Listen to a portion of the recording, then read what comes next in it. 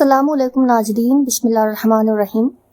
آج ہم لے کر آئے ہیں صلاۃ الحاجت نماز کے بارے میں آپ کو بتائیں گے کہ کس طرح سے آپ کو صلاۃ الحاجت کی نماز کو ادا کرنا ہے اور اس کے کتنے زیادہ فائدے ہیں، اور صلاۃ الحاجت کی نماز کتنی زیادہ پاورفل ہے کوئی بھی حاجت پوری کرنے کے لیے۔ تو ویڈیو میں آگے بڑھنے سے پہلے آپ چینل کو سبسکرائب ضرور کر دیں، ویڈیو کو لائک ضرور کر دیں۔ تو ناظرین، صلاۃ الحاجت کی نماز ہم ہر ایک پریشانی میں ادا کر سکتے ہیں۔ آپ کو کسی بھی طرح کی کوئی بھی حاجت پوری کرنی ہے، چاہے وہ تنگی کو لے کر ہو، چاہے تو آپ کے خراب رشتوں کو لے کر ہو، چاہے تو آپ کا پارٹنر جو بھی ہے آپ سے بات نہیں کر رہا ہے اس کو لے کر ہو، شادی کو لے کر ہو، یا پھر اور بھی بہت ساری چیزیں ہیں اور بھی بہت سارے معاملات ہیں ان کو لے کر ہو، تو صلاۃ الحاجت کی ایک ایسی نماز ہے، اتنا جلالی یہ وظیفہ ہے صلاۃ الحاجت کی نماز کا کہ کوئی بھی بندہ اس کو کر لے، کوئی بھی مومن بھائی بہن اس کو کریں تو یہ نماز ایک ہی رات میں یا پھر زیادہ سے زیادہ 3 راتوں تک آپ کو یہ کنٹینیوسلی کرنی ہے۔ جو بھی ہمارے بزرگان دین ہیں ان کا بتایا ہوا یہ وظیفہ ہے کہ آپ اس نماز کو یا تو ایک رات یا تو آپ کی جو بھی حاجت ہے وہ ایک رات میں پوری ہو جائے گی۔ اگر بائی چانس ایک رات میں پوری نہیں ہوتی ہے تو پھر 3 راتوں کے اندر آپ کی جو بھی حاجت ہے وہ پوری ہو جائے گی۔ لیکن اگر ہم نارملی بات کریں تو ہمیں صلاۃ الحاجت کی نماز لگاتار 7 دنوں تک پڑھنی ہے۔ آپ کی اگر 3 دنوں میں بھی حاجت پوری نہیں ہو رہی ہے، ایسی کوئی حاجت ہے جو ایک دم ناممکن حاجت ہے اور ہر طرف سے سارے دروازے بند ہو گئے ہیں، آپ کو کچھ بھی سوجھ سمجھ نہیں آ رہا ہے کہ آپ کو اب آگے کرنا کیا ہے، تب آپ کو اس نماز کو پورے 7 دنوں تک لگاتار کنٹینیوسلی ادا کرنا ہے۔ اس نماز کو ادا کرنے کے لیے سب سے بہتر ٹائم جو ہوتا ہے وہ تہجد کا ہوتا ہے۔ اگر آپ اس نماز کو 5 وقت کی نماز ادا کرنے کے بعد تہجد کے ٹائم پر اس نماز کو ادا کرتے ہیں تو آپ کی جو بھی دلی مراد ہے، جو بھی آپ کی حاجت ہے، انشاءاللہ تبارک و تعالی ضرور پوری ہوگی۔ اگر بائی چانس آپ تہجد کے ٹائم پر اس نماز کو ادا نہیں کر سکتی ہیں تو پھر آپ کو عشاء کی نماز کے بعد میں عشاء کی نماز کے بعد میں آپ کو اس نماز کو ادا کر لینا ہے۔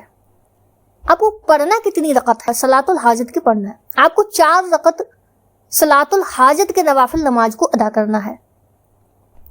اور آپ کو پڑھنا کیسے ہے وہ بھی میں آپ کو بتا دیتی ہوں کہ آپ کو اس نماز کو پڑھنے کے لیے آپ کو ایک ساتھ 4 رکعت نوافل نماز کی نیت کو نہیں باندھنا ہے، آپ کو 2 رکعت کر کے آپ کو نوافل نماز کی نیت کو باندھنا ہے۔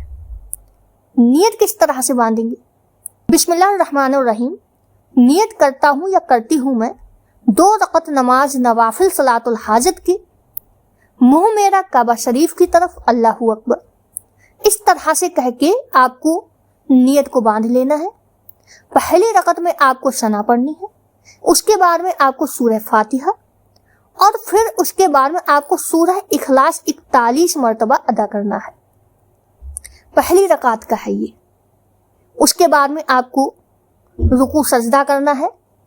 رکوع سجدہ کرنے کے بعد میں آپ کو قاعدے میں پھر سے کھڑے ہونا ہے، پھر سے نیت کو باندھنا ہے، اور پھر سورہ فاتحہ اور 31 مرتبہ آپ کو سورہ اخلاص پھر سے پڑھنا ہے۔ اس طرح سے آپ کی 2 رکعت نماز میں ہم نے 41 مرتبہ اور 31 مرتبہ سورہ اخلاص کو پڑھا۔ آپ رکوع سجدہ میں جائیے اور قاعدے میں بیٹھ جائیے۔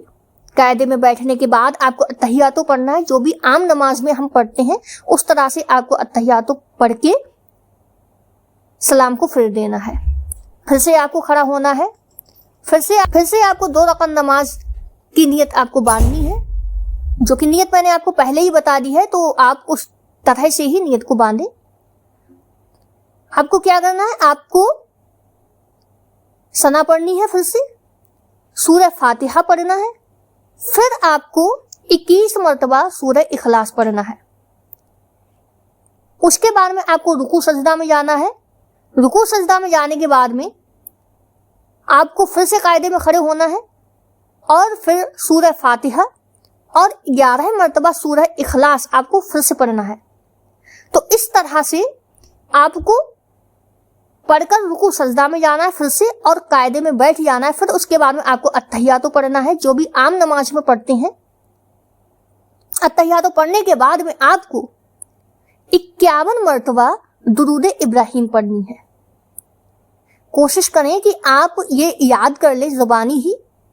اگر آپ کو زبانی یاد نہیں ہوتی ہے سورہ ابراہیم، تب آپ کو کیا کرنا ہے، آپ کو سجدے میں جانا ہے، اور سجدے میں جا کر آپ کو یا اللہ کیا 101 مرتبہ پڑھنا ہے۔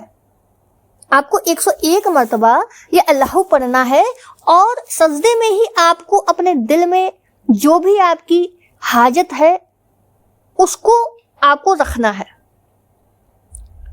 تو افضل یہی ہے کہ آپ درود ابراہیم اور یا اللہ میں سے کسی کو بھی پڑھ سکتے ہیں، اور چاہیں تو آپ دونوں کو ہی پڑھ سکتے ہیں۔ درود ابراہیم تو عام نماز میں بھی ہم پڑھتے ہیں، تو سبھی کو یاد ہی ہوگی۔